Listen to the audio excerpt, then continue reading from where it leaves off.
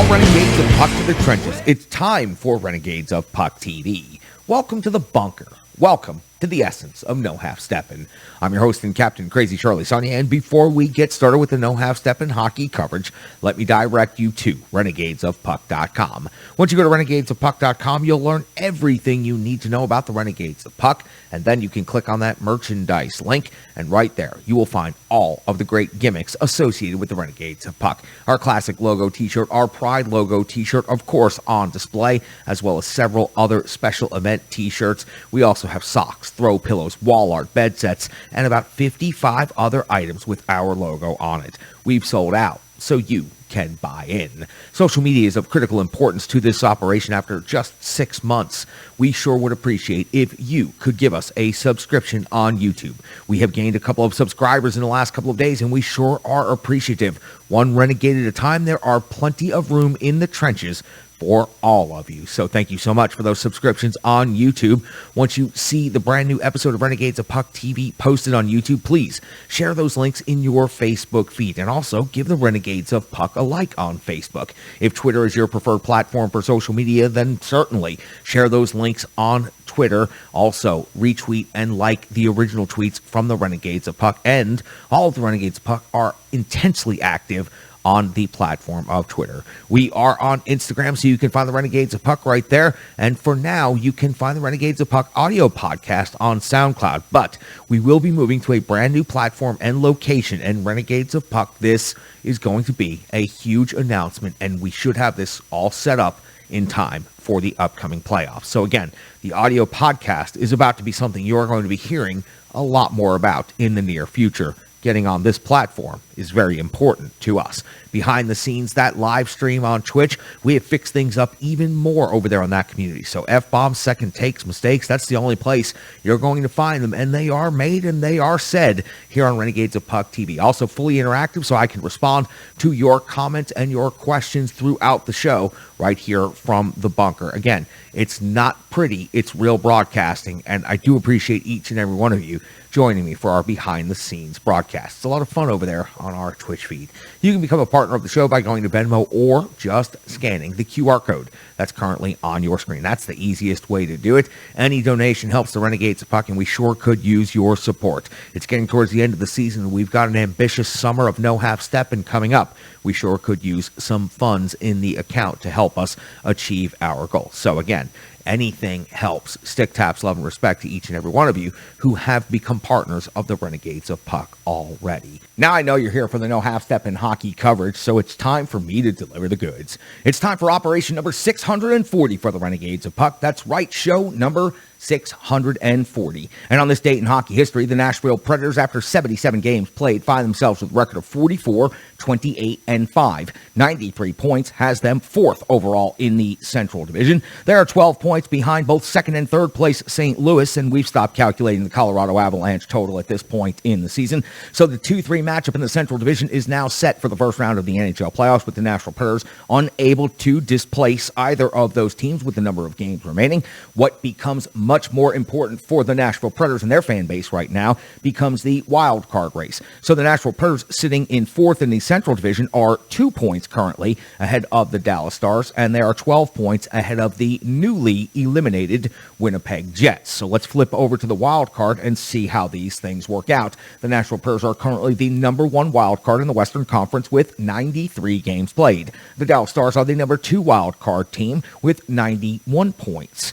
The Vegas Golden Knights are at 89. The Vancouver Canucks are at 87. And our scoreboard watching throughout the week has been quite positive for the Nashville Predators. When it comes to games remaining for these clubs, the Nashville Predators have 5 games remaining, while Dallas, Vegas, and Vancouver all have 4 remaining. The magic number is getting incredibly small. The Nashville Predators are on the precipice of clinching a playoff berth and look to be in good position to lock up the number 1 overall wildcard spot, which will put them into a best-of-7 series against the Pacific Division-winning Calgary Flames, and the number 2 wildcard team, the Dallas Stars, at this point would have a best-of-7 series in the first round against the Central Division-winning series-winning Colorado Avalanche. Now, for the Nashville Predators, once they wrap up this game, there are just 4 games remaining. On Sunday, they will take place against the Minnesota Wild on home ice. Tuesday, Calgary will be back at Bridgestone Arena, and then 2 games to close out the season on the road. Thursday at Colorado, Friday night in Arizona. Now, for the Nashville Predators, on the road where their next game will take place, they have a record of 19-14-5. They are going into Tampa Bay to face off against the team that's currently 3rd overall in the Atlantic Division with 102 points. Their overall record on the season is impressive, 47-22-8. Their home record also impressive, 25-8-6. They have a goal differential of plus 44, and in their most recent stretch of action, we go back to the 12th of April, was a 1-0 loss at the Dallas Stars. On the 14th, it was a 4-3 overtime win versus the Anaheim Ducks. On the 16th, a 7-4 win versus the Winnipeg Jets. On the 19th, a 4-3 loss versus the Red Wings, and most recently, on the 21st, it was a 8-1 victory versus the Toronto Maple Leafs. Clearly capable of putting up plenty of goals at any point in time. We've seen that consistently by Tampa Bay last year when the Nashville Predators were briefly in the same division as the Tampa Bay Lightning. Now, these two teams have squared off one time this year, but it was kind of an unusual circumstance. It took place, well, outside at Nissan Stadium. It was here in Nashville, but for the Nashville Predators, it was technically a neutral site game. It was on the 26th of February. The Preds fell to Tampa Bay 3-2. UC Soros took the loss, going 30 out of 33. Vasilevskiy got the win, 26 out of 28. Forsberg and Jeannot chipped in with goals. Stamkos had a goal and 2 assists for 3 points. Kucherov had a goal and assist for 2 points, and Point chipped in with that other goal. So this will wrap up the regular season series between the Nashville Predators and the Tampa Bay Lightning, with no chance of these two teams meeting again unless it was in a Stanley Cup final. For the NHL ranks and matchups between these two teams, Tampa Bay, highly impressive in almost all of their metrics. In goals for, 9th overall in the NHL, 3.36 per game. The Preds are at 3.17 per game. That's 12th in the NHL. In goals against, 2.75 for Tampa. That's 7th best in the league. 2.92 is 13th overall for the Nashville Predators. In shots for, Tampa Bay is at 16th, generating 30.8 per game, while the Nashville Predators are 22nd in the NHL, generating 29.9 shots per game on net. Shots against, you see Tampa Bay leading in this metric, only giving up 29.7 per game. That is 7th best overall in the entire National Hockey League. The Nashville Predators are 17th in this metric, giving up 31.8 per game. Now, you might be surprised to see this, but the Nashville Predators power play actually is rated higher than the Tampa Bay Lightning. 7th best in the NHL. They've converted 56 times on 236 opportunities, 23.7% conversion rate. Tampa Bay is 11th. They've converted 53 times on 240 opportunities, or 22.1%. On the penalty kill, Tampa Bay leads in this category, 11th best in the league at 81.6% kill rate, while the Nashville Predators are 16th in the league, 79.7%, but the Nashville Predators have given up 10 more power play goals than the Tampa Bay Lightning on the season, 53-43. High-skilled individuals all around on both of these rosters, and Roman Josi, the captain of the Nashville Predators, still leads that team in scoring, 20 goals, 69 assists, 89 points. Matt Duchene at 40 goals and 38 assists for 78 points. Forsberg, 39 and 37 for 76. Johansson, 23 and 36 for 59. Mikhail Granlund now at 10 and 45 for 55. And in net, UC Soros at 38, 24 and 3, a 920 save percentage and a 2.57 goals against average, taking on an impressive roster of Tampa Bay Lightning skaters. Stamkos, 34 goals, 56 assists for 90 points on the season. Victor Hedman's at 19 and 56 for 75 out there on the blue line. Killorn's got 25 goals and 33 assists for 58 points. Point always does good against the Nashville Predators, 27 goals, 28 assists, 55 points. And Kucherov's at 20 goals and 34 assists for 54 points. Vasilevskiy in net, 36, 18, and 5, a 917 save percentage, a 2.46 goals against average. Now, earlier in the season, we thought that this particular goaltending matchup could be 2 of the 3 Vezina finalists in the NHL this year. Just not seeing the overall numbers from either of them. Both wins impressive. Both will have teams going into the playoffs and have much bigger things to win than an individual award. But we certainly spent a lot of time and energy early in the season discussing Soros versus Vasilevskiy, and I am very much looking forward to this goaltending matchup between the Nashville Predators and the Tampa Bay Lightning. Should be a highly impressive game between these two teams. The Nashville Predators have an awful lot on the line, while Tampa Bay seems to have things just about wrapped up for their playoff position and getting ready for their first round series over in the Eastern Conference. sports. We'll start talking a lot more about the playoff brackets coming up soon as we continue to see the matchups get set. We've already seen the first matchup be set. St. Louis, Minnesota, the 2-3 matchup coming out of the Central Division of the Western Conference. We'll know a whole lot more about that picture coming up on the next episode of Renegades of Puck TV. It's now time for the Rebirth Sports full game recap. Rebirth Sports, you can find their work at rebirthsports.com. You can also check them out on social media, Facebook, Twitter, Instagram, and please reach out to them, give them some stick taps, love and respect. They're incredible people. They make an incredible product, and they are also incredible partners here of the show for Renegades of Puck TV. I am so thankful of what they have done for the Renegades of Puck. You see me right now wearing the road jersey, you see me wearing the third jersey, you see me wearing the home jersey, and all of the other different jerseys I have gotten from Rebirth Sports. Whether I'm skating locally in league play for the Mighty Drunks and winning Stanley Kegs, or I'm representing in charity events and tournaments, or I'm skating on Lake Nokomis in Minnesota at the U.S. Pond Hockey Championships. Everywhere I go, everywhere I skate, everyone wants to know, where did you get those threads? And I love having that conversation because I get to tell them all about Rebirth Sports. Again, they're incredible people, and I'm so appreciative to have them here as partners and sponsors of Renegades of Puck TV. Now, let's get into that full game recap and go all the way back to April the 19th of the year 2022, when the Nashville Predators were hosting the Calgary Flames.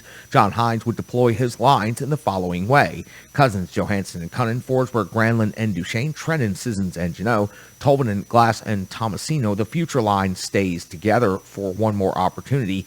Yossi and Fabro, Ekholm and Carrier, Borowiecki and Benning, and UC Soros gets the start in net. We are 2:07 into the first period, and UC Soros is coming up with a save on Ritchie. It's the first shot of the game overall. All of the play after this is taking place between the face-off circles. They're going up and down, and they are certainly laying the wood to each other, and it's highly intense, tight checking, good hockey, but there are simply no shots ending at any of these plays. 9:39 of the first period, Borowiecki gets a shot, and a follow-up opportunity. It's the Nashville Predators' first shot and second shot on goal of the game, and it happened at 9:39 of the first period. At 11:11 of the first period, Forsberg hits the post. At 11:48, Soros has to come over with a save on Gaudreau, who was driving the net hard, and it looked oddly familiar like the St. Louis game for just a second. Forsberg is off to the box. A long delay before they finally call this one. 2 minutes for slashing right here. The PK is absolutely outstanding. Everything is kept to the outside. At 18:56 of the first period, Vladar stops Cunnin at close range. Multiple times he had the jam opportunity, but unable to convert in favor of the Nashville Predators. We hit the intermission with the Preds out shooting the Calgary Flames 9-5. Now the Flames come out on the clean sheet, and they are just absolutely flying for the first minute plus, as they have the Nashville Predators pinned into their own zone, and just a minute into the period, the Preds D is already worn out. But then at 1:13, Tkachuk is off to the box. 2 minutes for roughing. It was a huge scrum after the whistle, and this just bailed the Nashville Predators out, because again, they were under siege. They got to whistle, and then they got a little bit of a slowdown end of power play out of this opportunity. Ryan Johansson just misses the back post aerial tip off a Forsberg shot. Now listen, this is a high skill and low probability chance right here, but in the NHL, it's the type of play that NHLers do make from time to time. This one, though, incredibly tough. Johansson did get a stick on it, but was unable to redirect it into the net. The Preds officially generate 0 shots on goal in the power play, and they are kept to the outside by the penalty killers. At 4:38, Calle Yarncroke back at Bridgestone Arena in favor of the Calgary Flames. That feels so weird to say after covering him for 500-plus games here in Nashville. He hits the post off the rush on a 2-on-1. Again, another opportunity that looked a lot like the St. Louis game. The Nashville Predators breaking down in the neutral zone and giving up an odd man opportunity. 6:28, Sidarov's off to the box. 2 minutes for hooking, and Philip Forsberg is picking up his 39th goal of the season on the power play. It was a one-time bomb off of the post, but this time it goes into the net. Philip Forsberg's 39th gives the Nashville Predators a 1-0 lead. 12:09 of the second period, Matt Duchene is on the score sheet with his 40th goal of the season. The Nashville Predators now have a 2-0 lead at Bridgestone Arena. Matt Duchene is the first Nashville Predator to ever reach the 40-goal mark, and it was certainly not pretty, but it will be seen on highlight reels for many, many years here in Nashville. We call it rebound jam, and he was on his knees, but it was actually the Calgary Flames that pushed the puck into their own net. Matt Duchene awarded with his 40th goal of the season. He celebrated at 15:04 by going off to the box 2 minutes for boarding.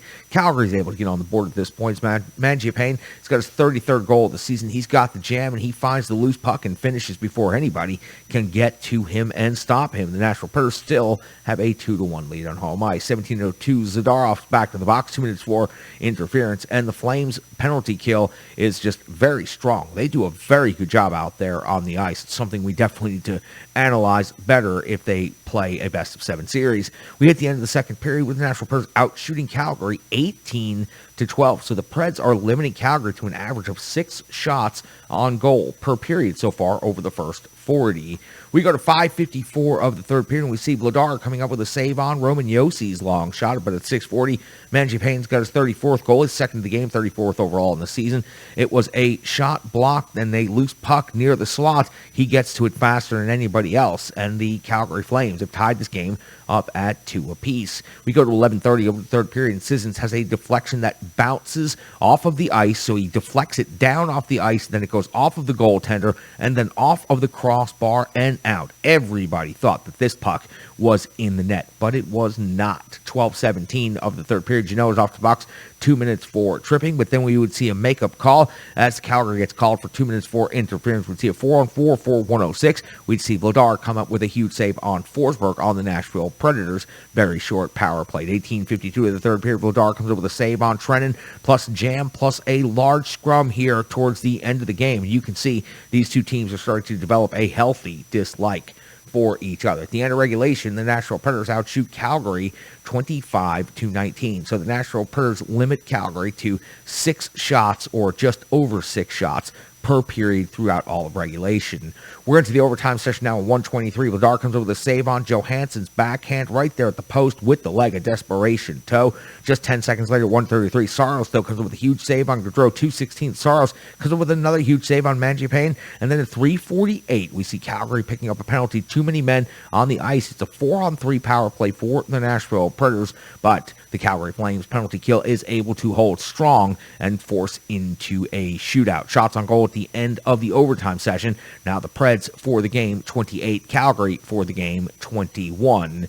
We see the shootout come and go, and the Nashville Predators do not pick up a goal until their third round opportunity when Mikhail Granlund slides the puck through the 5-hole, putting the Nashville Predators up 1-0. It's UC Soros coming up with his third and final stop of the shootout, giving the Nashville Predators a 3-2 victory in the shootout over the Calgary Flames. The Calgary Flames, of course, are a first-place team in the Pacific Division. They are going to be the number 2 seed in the Western Conference playoff bracket, and they are more than likely the Nashville Predators' first-round playoff opponent in a best-of-7 series.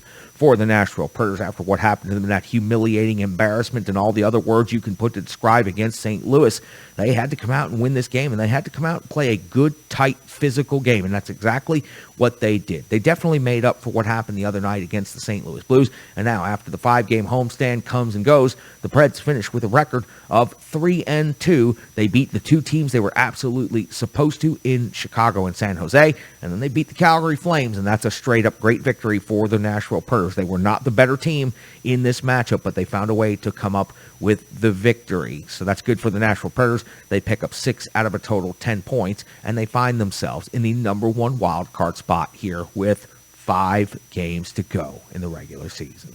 UC Soros was 19 out of 21 in this game and 3 out of 3 in the shootout to secure the victory on his birthday for the Nashville Predators. Those 38 victories now in the regular season represent number 1 overall in the NHL, and I'll continue to repeat. The Vezina numbers do not matter. The team victories overall is what matters the most, I believe, for UC Soros, and I believe for the Nashville Predators, but I know who's going to tell me all about that. He's the starting goaltender of the Renegades of Puck. If it happens between the pipes, it's within his domain. You can find him on Twitter at GreekGoalie35. You can watch him right now on Renegades of Puck TV. Thank you very much, Charlie. The Nashville Predators get back to their winning ways.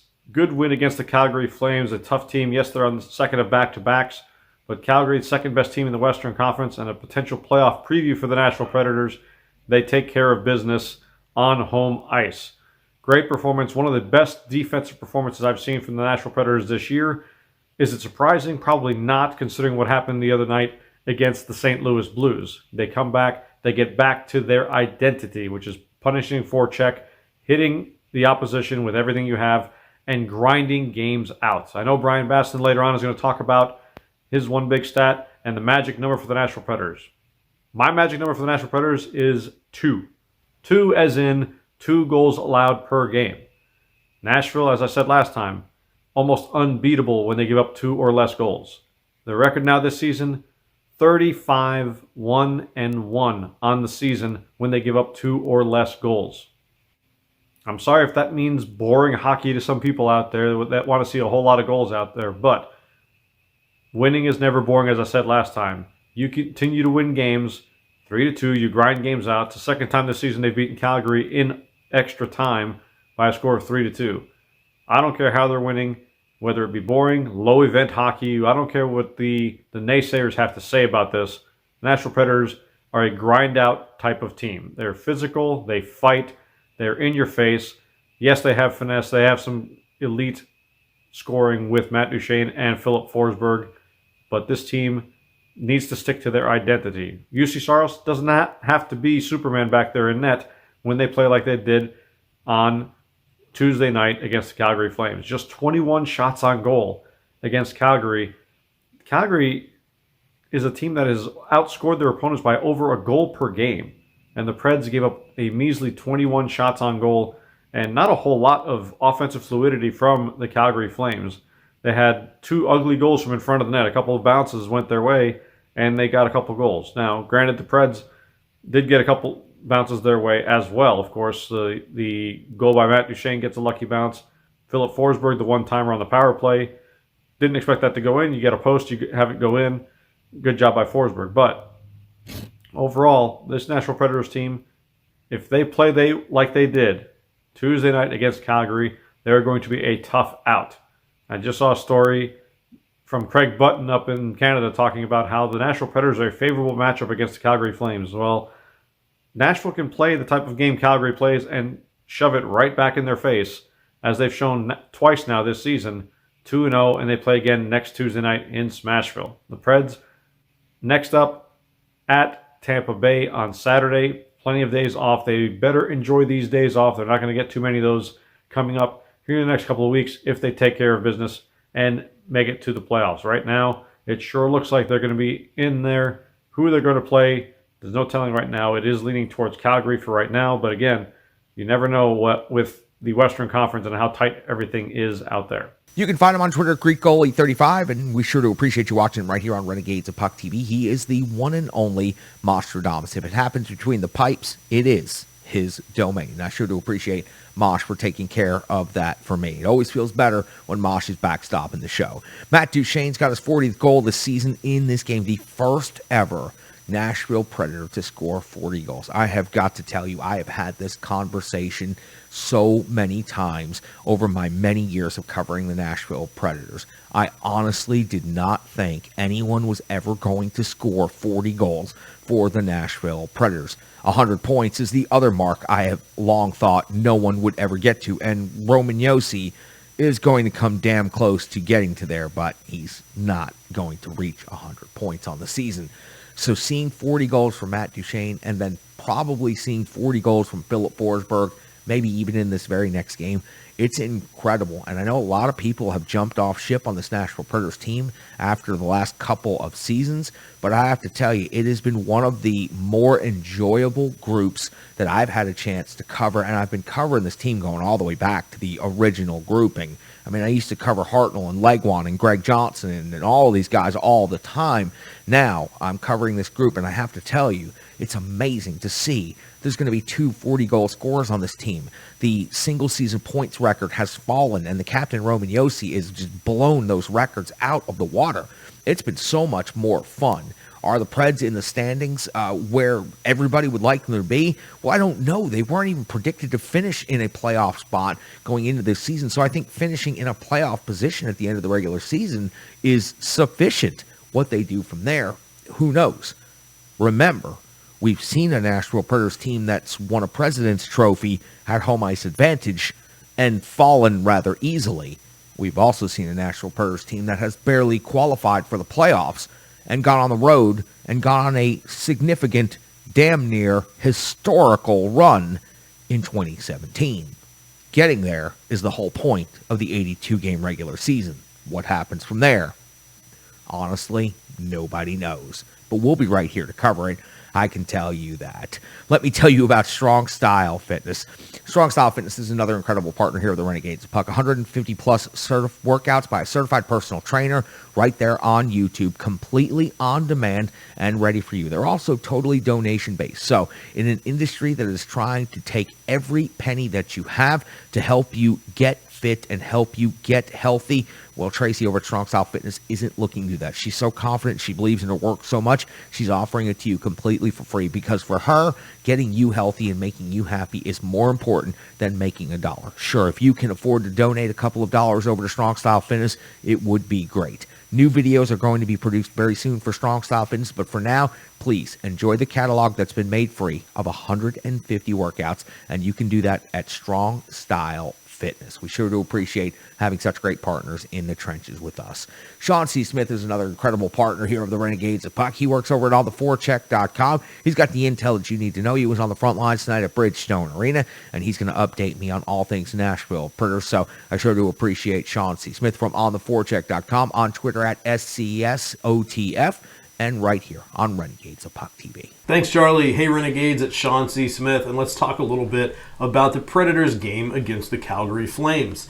There is, of course, those two exciting points that the Predators got, which also helps bring their magic number that Brian Basson keeps talking about down a little bit further, and hopefully getting those 2 points up front here in the home stretch is going to make the rest of this experience a little less stressful. I hope for sure that this isn't something that's going to come down to the very last game where the Predators have to win or they don't make the playoffs. I'd like to see this get wrapped up, and the sooner the better. But I don't want to talk about the magic number. I want to talk about another number, and that number is, of course, 40.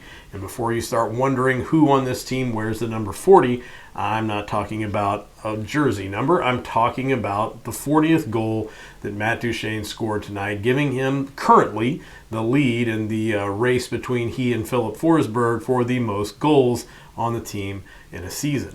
And I want to talk about that for a very specific reason. And the reason is this. We've heard John Hines talk a lot about how this team plays their best when they play for each other.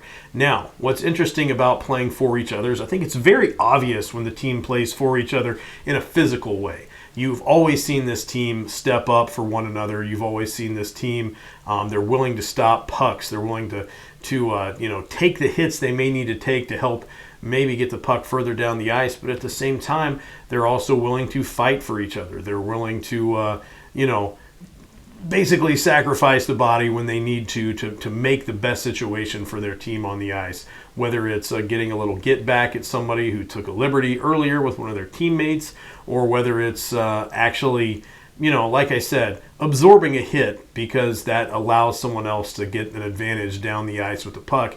Whatever it is, the team's been willing to do it. But there's another way that they play for each other, which I don't think you see quite as often. I think they do it all the time, but I don't think it always shows up on the ice. And that's what I want to talk about. Philip Forsberg and Matt Duchene, once they started heating up, it kind of became this unofficial battle of who is going to break the single-season scoring record first, but also who's going to end up at the end of the season setting the single-season goal record.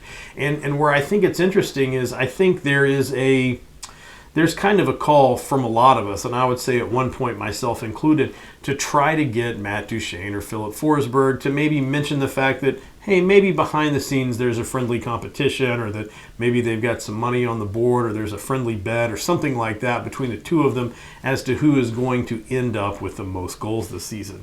But I think when you look at things, you don't really see that. And here's what I mean. The team's best when they play for each other. Look at what happened against the Flames. Matt Duchene scores his 40th goal on the season. That's also the best in his career. It's the first in the Predators franchise history.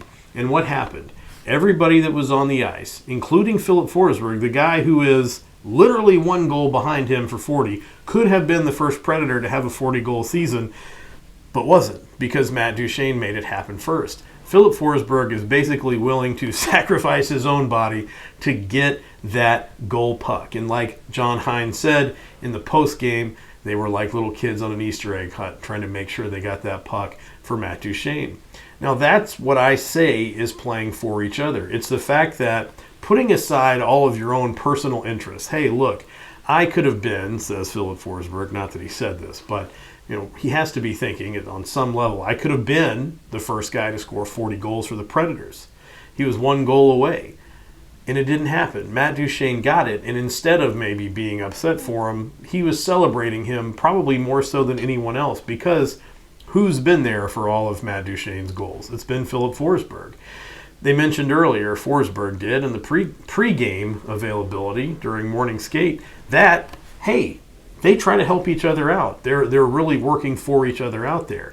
And when you see that kind of teamwork, this completely non-selfish play, that's when you know that the team's really playing for each other. Sure, fighting's one thing, playing physical is one thing, sacrificing the body's the other, but sacrificing personal glory for the benefit of the team, that's something else entirely. And if you see this team really step into that as they finish out this season and head into the playoffs, then I think you're in for a team that's going to make a little bit of noise. That's what I have for tonight, Charlie. I'm going to send it back over to you. You can find him on Twitter at SCSOTF. You can check out his work at ontheforecheck.com. He's got the intel that you need to know, and I sure do appreciate Sean C. Smith going out there on the front lines of the Bridgestone Arena tonight and covering an exciting Nashville Predators versus Calgary Flames game. Sean is simply awesome for helping me out here in the trenches. Want to tell you about Stripe Digital Solutions. Stripe Digital Solutions is another great partner here of the Renegades of Puck. Has been with me since day one. The logo on the wall, the crest on the jersey, renegadesofpuck.com, our social media building, our brand, all of it has been assisted by Stripe Digital Solutions. If it wasn't for Stripe Digital Solutions, I would not be able to manage all of the different steps that are necessary to help create and operate a small business. Trust me, Stripe Digital Solutions can help you. I encourage each and every one of you to reach out to Brandy over at Stripe Digital Solutions and start that conversation today. You can do that by going to stripedigitalsolutions.com or checking them out on social media, Facebook, Instagram, and of course, Twitter. That's Stripe Digital Solutions. He's got the numbers that you need to know and the charts that you need to see from ontheforecheck.com. He is the one and only Brian Baston. Please give him a listen. He's got the update on your magic numbers. Thanks a lot, Charlie. Hey, Renegades, it's Brian at the Renegades Analytic Desk, and here is your Predators playoff magic number update. So let's first take a look at the Western Conference. As you know, the Colorado Avalanche have clinched the top position in the Western Conference with 116 points. Both the Minnesota Wild and St. Louis Blues have also clinched a spot with 105 points each. Neither Nashville or Dallas's point maximums can match that, so the Avs, Wild, and Blues have locked up the top 3 spots of the Central Division, meaning for both Nashville and Dallas, it's wild card or bust. As for those wild card spots, the pool of potential teams grows more shallow every single day. The Winnipeg Jets at 81 points have been eliminated from playoff contention. Vegas and Vancouver have lost ground to the Predators and Stars, with the Knights sitting at 89 points and the Canucks at 87 points, both with 4 games remaining. So where does Nashville stand? They have 93 points, still good for the first wild card spot in the Western Conference, courtesy of a win over Calgary earlier this week. Dallas sits in the second spot with 91 points. However, Nashville has a game in hand on the Stars, as they have 5 games remaining compared to Dallas's 4. So let's look at our playoff magic number. Once again, we're going to continue using Vegas to be our de facto playoff line. At 89 points with 4 games remaining, the Golden Knights can manage a point maximum of 97. Nashville, as you know, has 93 points and would need 5 points either that they win themselves or Vegas loses to clinch a playoff spot. And also remember, regulation wins are the first tiebreaker, and Nashville's 35 currently breaks the tie with Dallas and Vancouver already. However, Vegas sits at 33 with those 4 games remaining. So even if they finish with the same point total, Nashville still has some work to do and needs a couple more wins in regulation in order to be able to beat that tiebreaker. So that's why the magic number sits at 5. With Vegas idle on Saturday, Nashville's magic number can only be reduced to 3 at best with a win over Tampa Bay in regulation. But no worries, next week should actually bring tangible playoff clinching scenarios for your Nashville Predators. And myself and the rest of the Renegades of Puck will be there to keep you up to date all season and postseason long. Back to you, Charlie. You can find him on Twitter at Brian Baston. You can see his work over at ontheforecheck.com. You can watch him right here on Renegades of Puck TV. The one and only Brian Baston. Sure to appreciate Brian jumping in the trenches with the Renegades of Puck. Let me give you a couple of numbers from the box score. Listen, it was a fairly low event hockey game, but overall, it was an exciting hockey game. It was like the preliminary for a best of 7 playoff series where both teams were playing very tight and they weren't willing to give up very much, but they also weren't quite to that elevated, heated point to start going over the line on certain things. Like in scrums, you could tell that there was certainly a mode of, all right, it's still the regular season. There's a couple games to go. We may have to do this possibly 8 more times because the Preds do play Calgary 1 more time in the regular season. So relatively low event, but the Nashville Predators come out of it with the 2 points, and that's honestly all that matters tonight. Matt Duchene, Philip Forsberg are your goal scorers in this game. On the assists, Ryan Johansson and Roman Josi picks up an assist. They wiped out the assists on Matt Duchene's goal a little bit later. They went back and changed that on the scoring sheet to unassisted, so that's why there are fewer assists than you might be expecting. Philip Forsberg leads the team with shots on goal. He has 5 in this game. Hits 7 for Jeannot, and Borowiecki also has 7. Time on ice, 21-36 for Matt Duchene. 27-31 leads the entire team for the captain, Roman Josi. And of course, UC Soros is 19 out of 21. And I just wanted to point out such a oddity of the box score. Matt Duchene scores his 40th goal of the season tonight, but he does not get a shot on goal because, of course, Calgary ended up putting the puck into their own net. So incredible, again, to see Matt Duchene his 40th goal, and Kyle Granlund, great job finishing in the shootout, giving the Preds the control of their own destiny going forward for the final 5 games of the season. Going to be incredible. 2 more back-to-backs coming up in the final 5 games of the season. Saturday and Sunday this weekend, and then next Thursday and Friday. It is going to be a sprint to the finish of the regular season for this Nashville Predators team. I sure do appreciate each and every one of you for jumping in the trenches and joining me here on Renegades of Puck TV. Remember, we're building this community on positivity, and no matter how many of you out there try to take wild swings and low blows at me over social media or however it is you choose to do so, you'll receive no acknowledgement or no engagement from me right here. I just know that face-to-face, when you had the opportunity, you shrieked, and you certainly didn't step up. I'll just leave it at that. I suspect you will as well. For Mosh, for Sean C. Smith, for Brian Basson, for Kay Perk, for the Ultimate One, and for each and every one of you Renegades of Puck. We're building something here, my good Renegades, and I appreciate each and every one of you. I look forward to seeing you again very soon. Stick taps, love and respect.